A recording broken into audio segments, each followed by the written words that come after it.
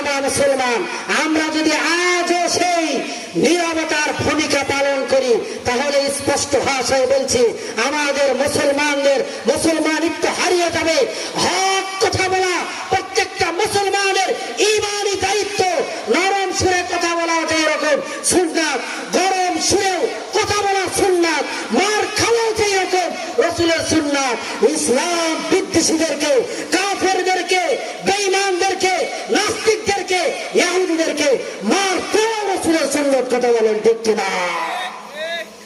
সুন্নাত শুধু খাওয়া শেষে মধু পান নয়, সুন্নাত শুধু মিষ্টি পান করা নয়, সুন্নাত নয় শুধু খাওয়া শেষে মধু পান।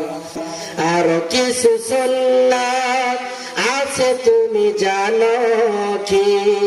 জানলেও জীবনে কখনো তা মানো কি? সুন্নাত নয় শুধু দাওয়াতের মেহমান, সুন্নাত নয় শুধু খাওয়া শেষে মধু পান। আরো কিছু সুন্নাত আছে তুমি জানো কি? জানলেও জীবনে কখনো তা মানো কি? কথা বলেন ঠিক কিনা? সুন্নাত শুধু দাওয়াতের মেহমান আর মধু খাওয়া নয়, সুন্নাত হলো মার খাওয়া সুন্নাত, মার খাওয়া সুন্নাত। আমরা মুসলমান, আমাদেরকে বিপ্লব ঘটাইতে হবে।